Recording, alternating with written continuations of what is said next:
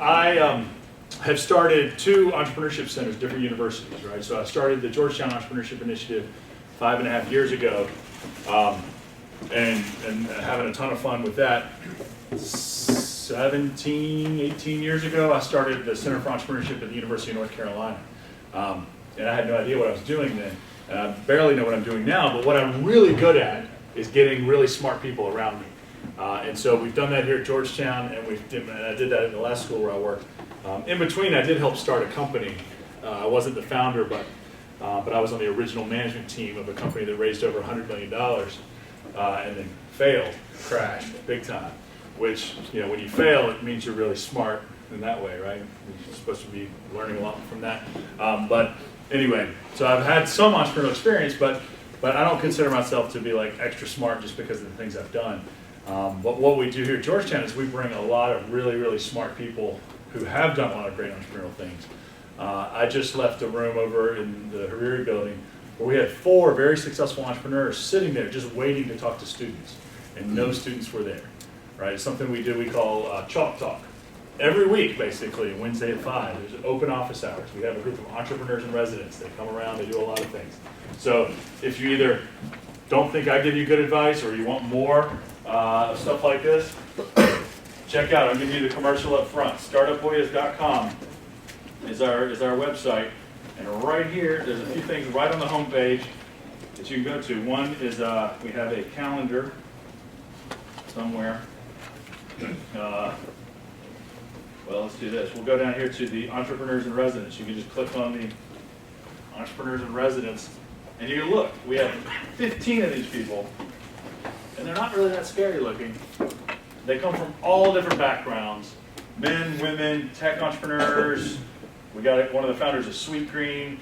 Got Shelly, who ran the global entrepreneurship program for the U.S. State Department and does a lot with women's entrepreneurship. We got techies.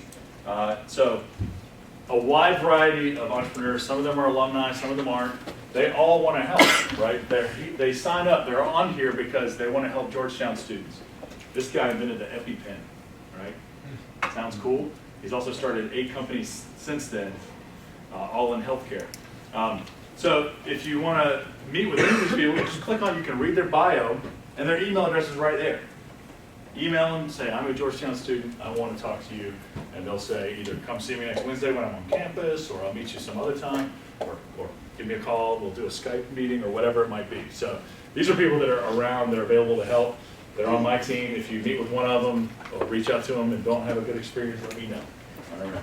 But those are amazing entrepreneurs, right? Not like me. Okay. So we'll talk a lot of questions in this category for those of you who are thinking of being an entrepreneur.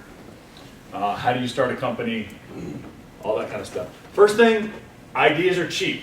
Your idea is not worth jack shit. Excuse my language. Ideas are cheap. Everybody's got ideas. It's execution is where value is created. You've probably seen the Facebook movie, and everybody thinks the Winklevoss twins got screwed because they had the idea first. Guess what? The idea for Facebook was around years before that. There's a company called Friendster. There was MySpace. There were other companies that did it.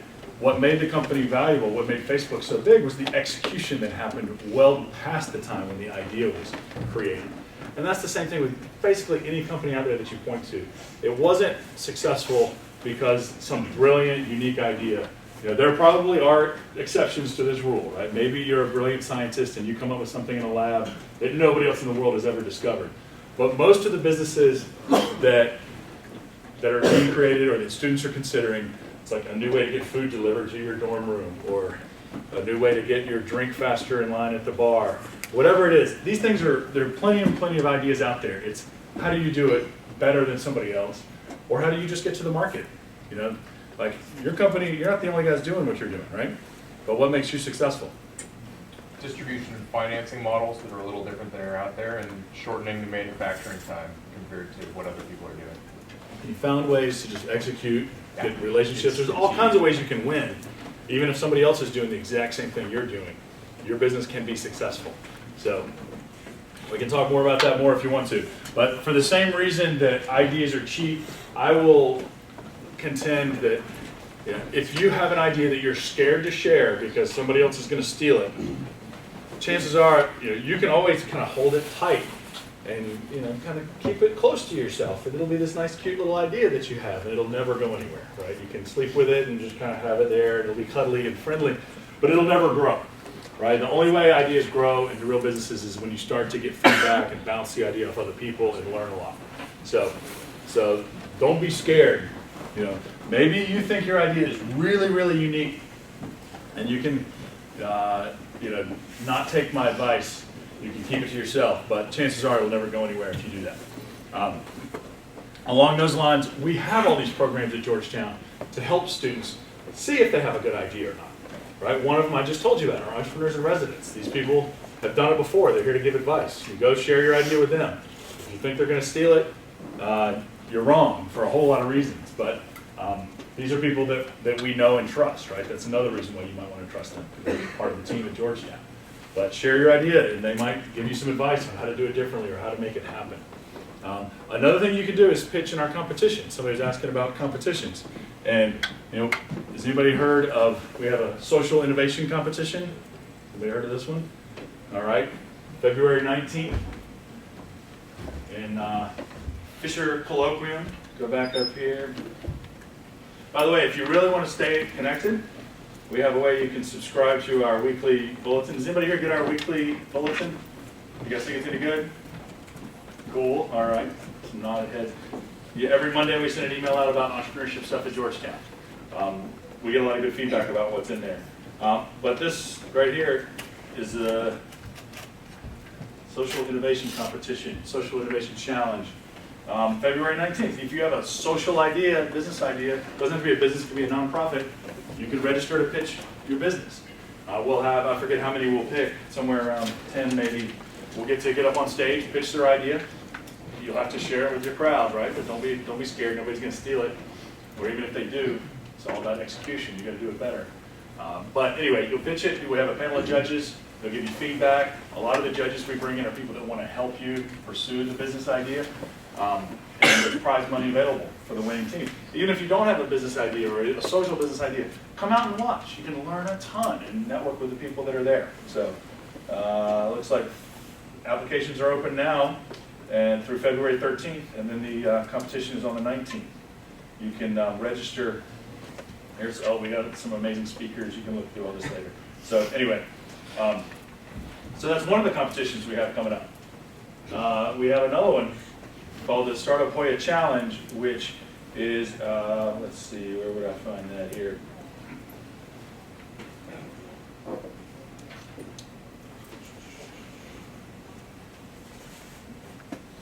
There's a whole section on getting started. Like, how do I get started? I have an idea for a business, now what? So answer all these questions here. But the competition I was talking about, the Startup Hoya Challenge, is in March and April. That's our big event of the year.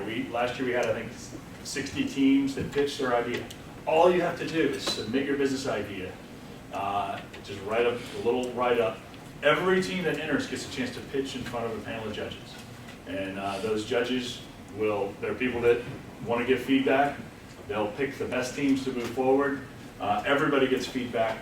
The teams that move forward have a chance to win a lot of prize money. Last year we gave out, I think, almost $20,000 in prize money. Hopefully we'll have at least that much again this year. Right, so it's 2 rounds. There's a preliminary round at the end of March, and then a big final round April 27th is a big finale. All right, so I've been answering some of the questions about how to start a business, but also about what Georgetown is doing. If you have your idea, you can go talk to our entrepreneurs and residents, all the things I just said. Another thing you should do is talk to your customers, right? What defines a business is not the idea. What defines whether or not you have a real business is whether you have a customer. And there's a whole process called customer discovery, which is essentially market research, where you go out, there's an art form to this, and there are resources on our website on how to do this really well. What you want to do is you want to say, who is the most likely customer for whatever I have to offer, right? Your idea, your business should be solving a problem for somebody. And what you want to do is don't just assume that people have that problem and that they're going to buy whatever it is you're offering. You have to go and talk to them and ask them. And don't say, hey, do you like my idea? Would you buy this? Most people are going to say yes, especially if you're talking to your friends or whatever. Even if it's a stranger, they're probably going to try to say yes anyway. What you want to do is you want to ask that person, what are the big problems that you have? And if they identify the problem that you're solving, then that's a good sign. If they talk about 7 other problems they have, and the one that you're trying to solve is nowhere on their list, then you're probably not solving a really important problem for them. So entrepreneurial businesses either solve a real problem for somebody, or it's kind of like candy, right? And there's some successful businesses that are like candy, and those, maybe some fashion oriented or something that's kind of nice to have that you can catch onto a fad and make money. But most of the businesses are solving a real problem that somebody has. They've been trying to solve it on their own, but they haven't been able to. So you can come in and solve that problem. So you can look at any of the businesses out there, whether it's Uber or Facebook, whatever, and say, what is the problem they're trying to solve? And you can really figure out, okay, that's how they got started. Often when they got started, they were trying to solve some different problem. And this process of customer discovery and feedback changed their path to do something different. All right, so that's some basic stuff about how to get started. Certainly not giving you everything that you might need to know, but we can do more. Legal, here's another example of something we offer at Georgetown. Every Friday afternoon at 4:30, we have a Georgetown Entrepreneurs co-working session. Right? This is something that you can Google it or look it up on Facebook. It's open to any Georgetown student. Basically, has anybody here been to this before? Got a couple? Okay. So tell everybody, what did you experience there? Just talk about your business, and then first how you introduce yourself, of course, and then they will tell you what business you're starting right now, and then you share with yours with them, and then you will tell them what you need help, what help like you need for your business, and then see if anyone will actually give you help. Yeah, it's a group. Thank you. There's a small amount of structure, and it basically everybody gets a chance to say, here's the business I'm working on. Here's a problem I have. Can anybody else in the room help?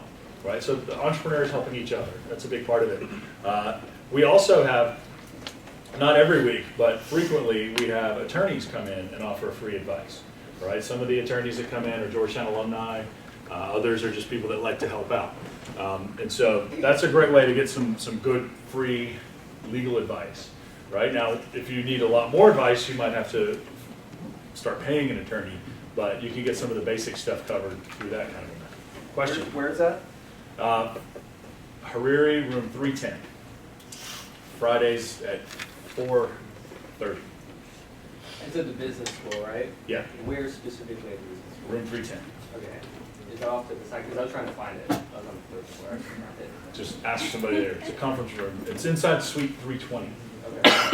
Yeah, sorry you couldn't. We'd love to get a bigger room. We just have trouble doing that. We might have to get a bigger room if more people come out. All right, so let's see.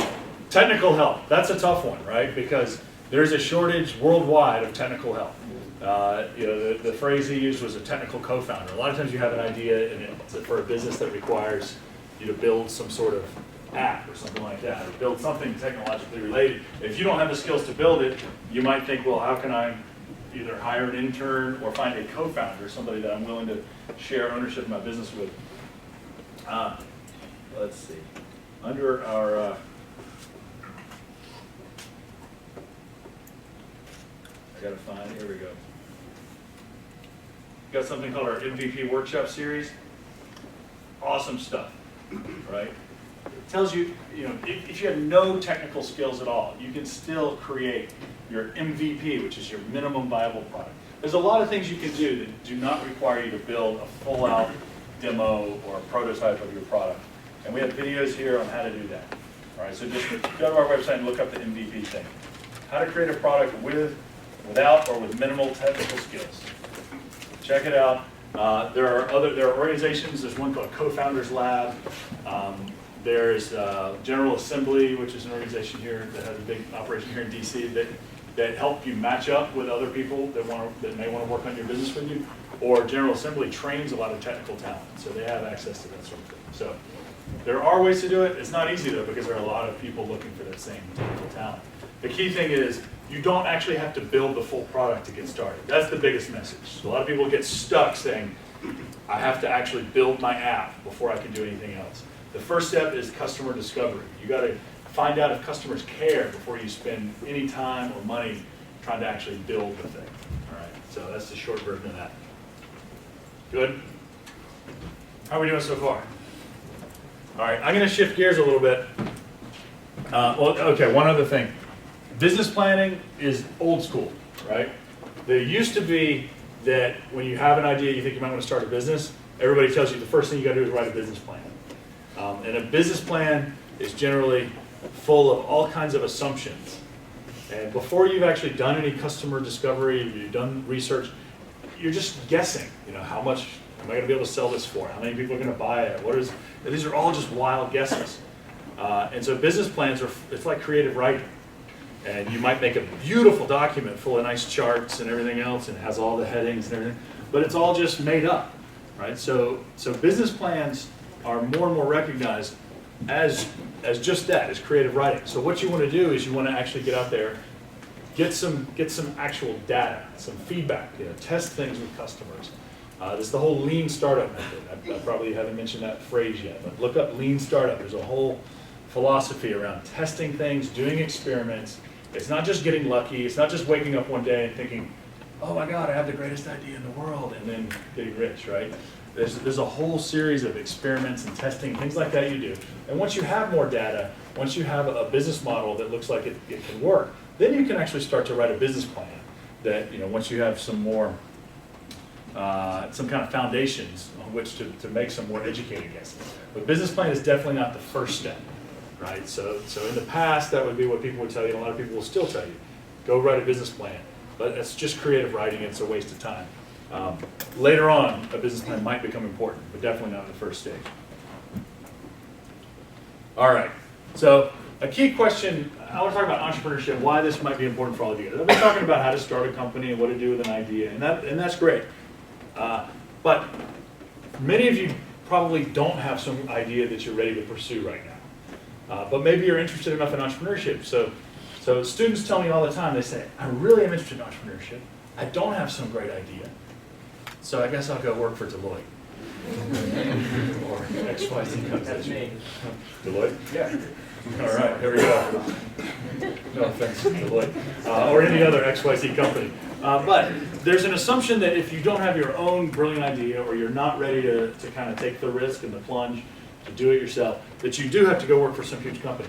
And the reality is that there are a million things in between those two extremes, right? On this extreme, if you're the founder of a startup, you might be poor for a couple of years, sleeping on couches, eating pizza, whatever, which, by the way, for a lot of college students doesn't sound abnormal at all, right?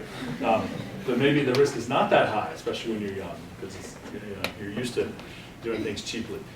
The other extreme is taking this big corporate job where everything's kind of structured for you, right? But in between are so many things. And closer to this end is going to work for a startup. This is what I would strongly encourage you to consider, is find a startup where somebody else did this part. They founded it, they raised the first round of capital, whatever it is. They've proven out a lot of their assumptions. Now they need help to grow it, right? Go find a company that you believe in, a leader that you believe in, and just dive in. And it's one of the most amazing experiences, right? That's what I did. I worked for a startup that grew really fast. I learned a ton.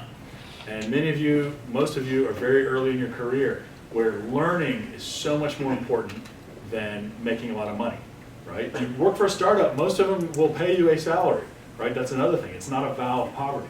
Right now, if it's at the very early stage, they might not have any money to pay you. But there's a whole lot of companies that have raised money. And as soon as they raise money, the first thing they need to do is hire people to help them grow.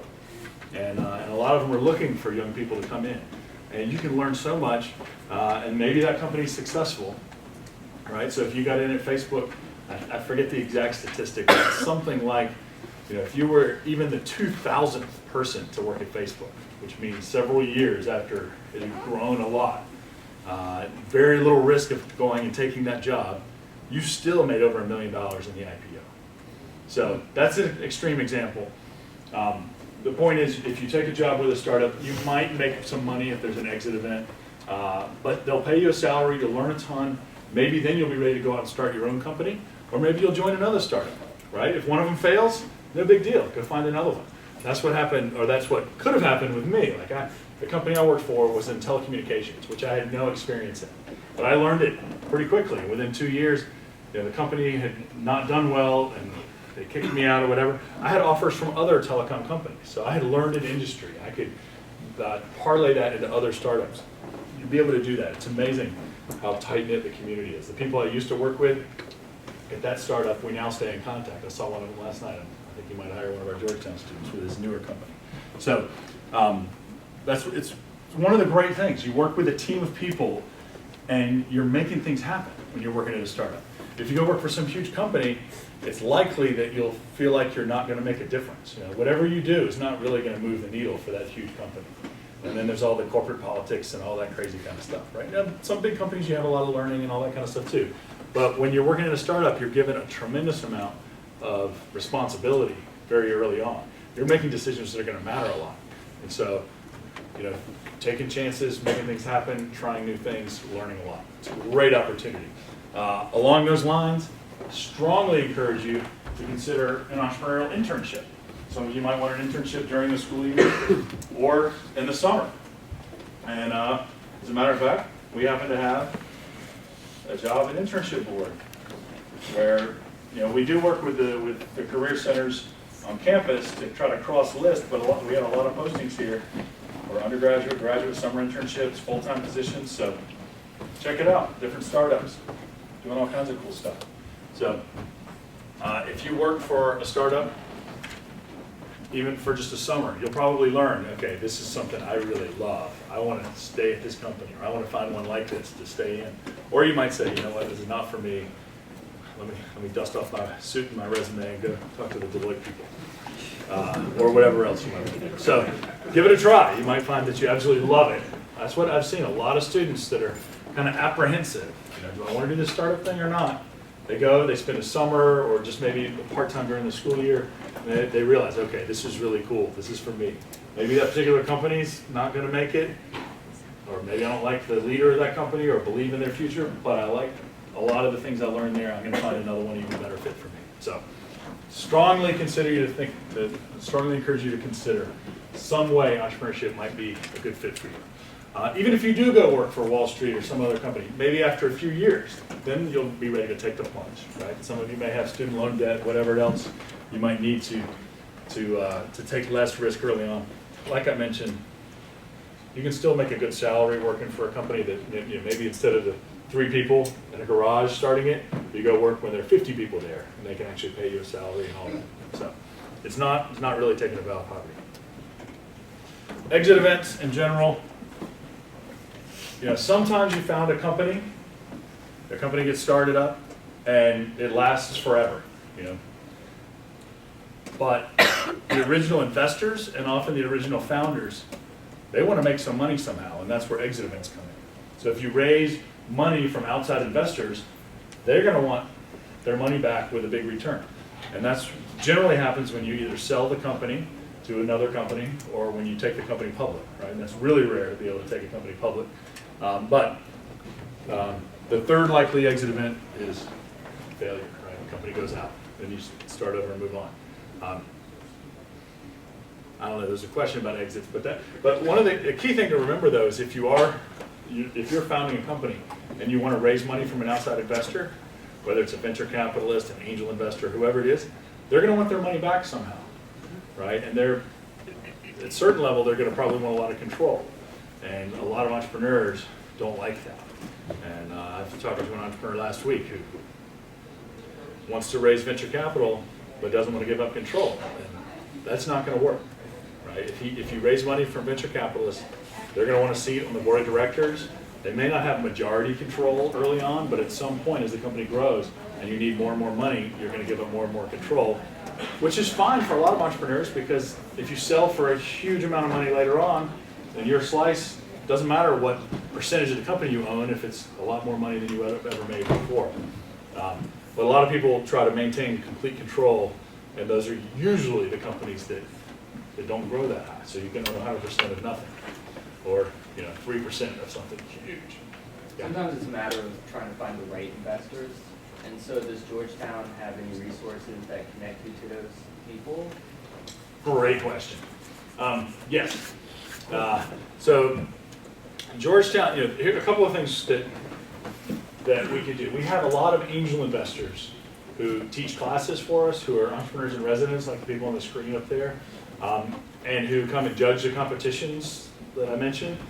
A lot of alumni like to invest I shouldn't say a lot, but there are some of our alumni who like to invest in student businesses.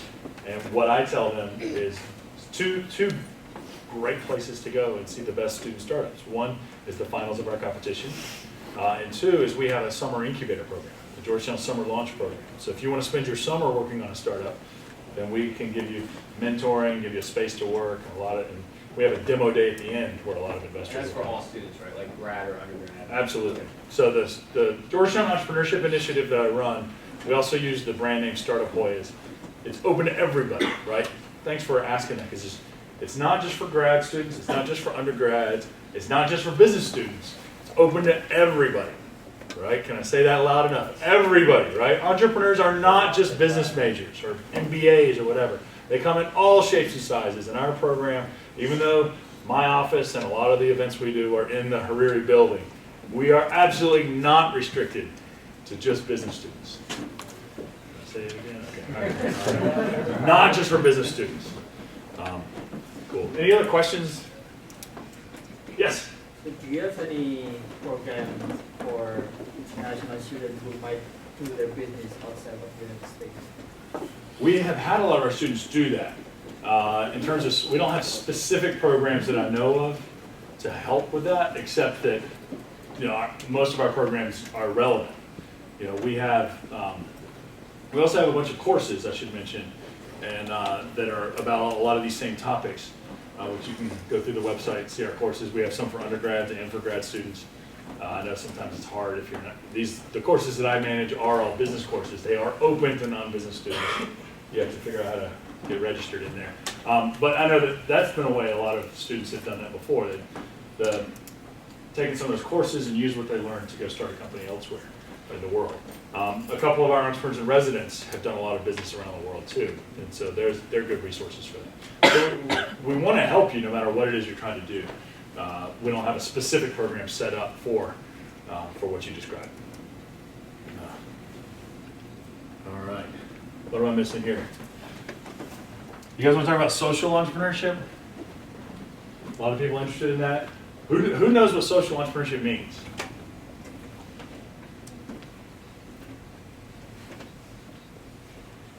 Nobody really knows, right?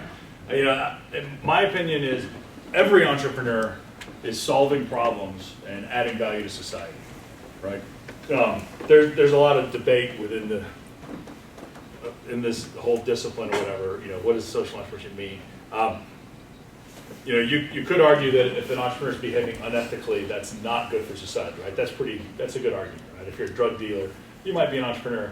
It's probably not good, or things like that. But other entrepreneurs, even if they don't define their own mission as being socially a social benefit, you know, you could start a company that's bringing bottled water. You know, that's helping people, right? Especially if you have, if you're giving people meaningful jobs, treating your employees well, taking care of your customers. That's really important.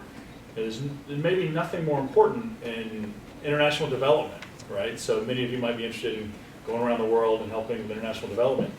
Helping entrepreneurs in the countries, the developing world, is one of the most important things now that the State Department, USAID, and all these groups are trying to do, because entrepreneurs are creating jobs, are creating value. When people have meaningful jobs, they're less likely to do bad things, right? So where do those jobs come from? It's not by like just government creating jobs, or at least that doesn't work on a sustainable level. So having entrepreneurs creating jobs, solving problems, it's a wonderful, wonderful thing for society. However, there are some entrepreneurs that define part of their goal as being to have a social impact. And that's essentially what I think a social entrepreneur is. They may have business goals, they may want to make a lot of money. It may be a nonprofit. Maybe money is not part of the equation at all. But somewhere in their mind, or even articulated in their mission, is having some sort of an impact. You know, we've got a great example coming out of Georgetown a few years ago. The founders of Sweetgreen. Most of you probably have heard at least a little bit about this story. There's 3 guys, undergrad. They didn't like, the problem they wanted to solve was a lack of healthy food options near Georgetown campus. So you know, they said, they started the very first Sweetgreen store, was right down on M Street. It's still there. Now, they raised venture capital. They have investors that expect a financial return. It was always part of their goal to make money on this business. But they're also providing healthy food. They have locally sourced, they're helping with local farms. And they use all kinds of sustainable business practices. They were the first restaurant that I know of to have at least around here, to have the compostable plastics. A lot of decisions like that, some of which cost more money, were not obviously for the financial bottom line, but they believe their customers want that same kind of values. And so that's a social entrepreneurial business, in my opinion, right? Even though they're making a lot of money and growing fast and all that. Social entrepreneurship could also apply to nonprofits. I also ran a nonprofit a few years ago. And I can tell you, it's a lot like running a business. You're raising money, you're trying to convince people, trying to sell yourself to donors, and you're trying to make sure that the product or whatever the service you're providing is continuing to work. And a whole lot of nonprofits compete with other nonprofits. So if you think that going in the nonprofit world means you don't have to deal with competition and all those evil business practices, then you might not be very successful as running a nonprofit. But you are defining your mission differently than you would just for profit. So the competition we have coming up in February for social innovation, I don't know who the companies are going to be pitching, but it's very likely you'll see different models. You'll probably see some nonprofit, you'll probably see for-profit. We also, our bigger competition in March and April, we have a social track and a commercial track. Instead of anti-social, we call the other ones commercial. Trying to figure out a name for that. All right, so enough about social entrepreneurship. Question? Yeah. From your experience, I mean, you've probably gone through a lot of failures. And what I'm curious to know is the failures that you've gone through and some that you've seen common amongst other entrepreneurs and the road that they have taken to bounce back. Because a lot of people don't bounce back and a lot of people do go bankrupt. And a lot of people like me, work at a big company like Deloitte, don't want to take on that much risk. So, You think Deloitte never lays off lots well, of I mean, people? it's okay. We'll get to that. But what I'm curious to know is kind of how do you get through that? Yeah. And how do you bounce back? And then what are the things that you've done? That's a great question, and it's relevant to entrepreneurship in a big way, but I think it's also more broad, right? So I have been fired from my last 4 or 5 jobs, right? Including the University of North Carolina where I work, right? And someday I'll probably be fired from Georgetown, hopefully not today. If I keep cursing up here, that might hasten the likelihood. I'm all for free. But anyway, some of those hurt a lot. They all hurt a little bit. Some of them hurt a lot. But I will give you one big piece of advice is the first time you get fired, it's a shock. By the 3rd or 4th time, it's not as big a deal. And the reality is, you do get up, right? And different people deal with it different ways. I have a friend who talks about how she would, she got fired, she would curl up and do a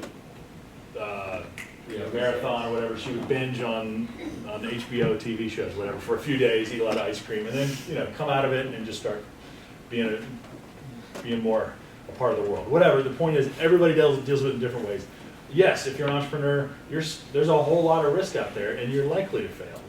But who cares, right? You fail, no big deal. Like I said, the first time I got fired, I didn't really tell anybody. Now I'm like telling people I barely know, right? And it's also becoming more and more acceptable to talk about, right? In different cultures, it's different. And when I say different cultures, that could be different countries. There are a lot of countries in the world where if you fail, like if you go bankrupt, you might have to go to jail. Or I've met entrepreneurs from a lot of countries who talk about just being an entrepreneur is such an outlier in their culture that their family is shunned, right? One guy said, my brother was engaged to be married, and the other family called it off because of the entrepreneurial things I'm doing, right?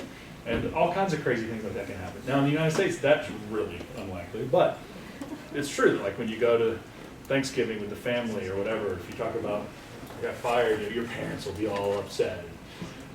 They'll be ashamed to tell their other relatives that their child is a failure, all that kind of stuff. But those things are changing. Culturally, they're changing a lot. And if you're never willing to take that chance, then you're unlikely to ever be happy, right? My most important message to you guys is not that you should start a company. It's not that you should be an entrepreneur, not that you should join a startup, whatever. I think all those are really cool things to consider. Most importantly than all that, more important than all that, is figure out whatever it is that you love to do and go do it, right? And so many Georgetown grads end up going to bigger companies, Wall Street consulting, whatever, not because it's what they want to do, but because it's what everybody around them is doing. If that's not what you want to do, there's a whole world of different paths out there. And the cool thing about startups is if you don't find one out there that's doing what you really like, you can start your own. But the chances are that there is somebody out there doing something really cool that you would really like. And a lot of people don't really know what it is. You know, people will stand up and say, find your passion and follow it, and follow your dreams. And that's great to say. It's really hard to do. It's really hard to know exactly what you want to do with your life. But you can pick a category. You know, I love clean energy. Well, go find a clean energy startup. Work for them. Learn a lot. Maybe change the world. If you don't, that's all right. Go find the next one where you can learn a lot and make a difference. Maybe change the world at that one. One other thing that I should mention is we have a partnership with 1776. Has anybody ever heard of 1776? Has anybody ever been there? A few people. So 1776 is a hub of startup activity in DC. We've got a big link right here on our homepage. It's a company, it's a co-working space. They have a global competition. They were in the news again today, like David Cameron from the, President, Prime Minister of Great Britain was there a couple weeks ago. Obama's visited, all these kind of stuff. It's this cool activity. They focus on startups in energy and healthcare and education. You know, they say these are startups that matter. These are startups that are actually doing something good for society, which is a great thing for Georgetown to be partnering with. A lot of Georgetown students share the same kind of values. So our partnership gives you a chance. You can go there, you can work out of their space, tons of internship opportunities. They have more than 200 startups or members there. It's located just a short bus ride away in downtown DC.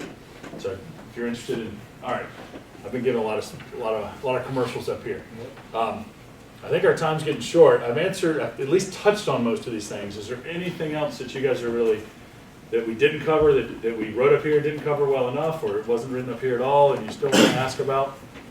Yes? With the 1776, how do students get access to that through Georgetown, or what criteria?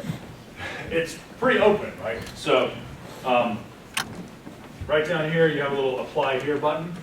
What basically, there's no like screening process where some people are accepted and others aren't.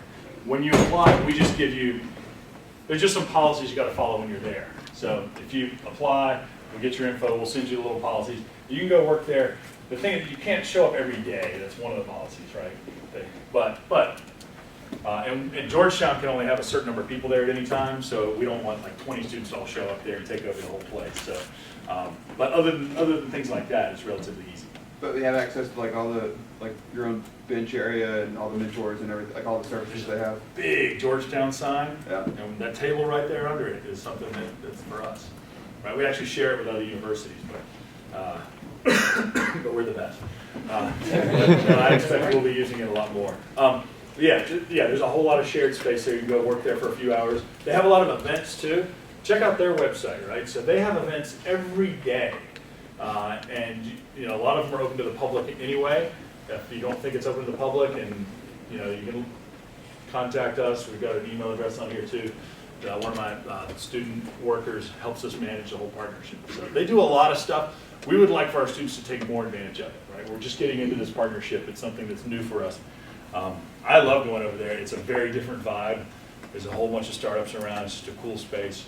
Of course, it may be the first time you go, maybe you go for an event or something like that, so you can meet a lot of people. It's really, once you get engaged in kind of the startup community, you kind of catch the buzz, right? You drink the Kool-Aid, you probably are going to want to keep going back. Yeah. I thought I saw an email, I'm not sure exactly what it's called, maybe it's on the website, but I remember something about a stipend for folks pursuing entrepreneurial activities. Yep. Is that like you apply, like a scholarship of some sort, or what? Absolutely. That's another one we got up here. We call it, there's another thing we just launched, the Georgetown Startup Stipend. And what basically that does, there are students who have told us over the years, hey, I'd love to start a company, but I've got student loan debt. And with student loan debt, I'm feeling too risky, you know, too whatever, I don't want to do this. So what we can do, we have some people have applied already.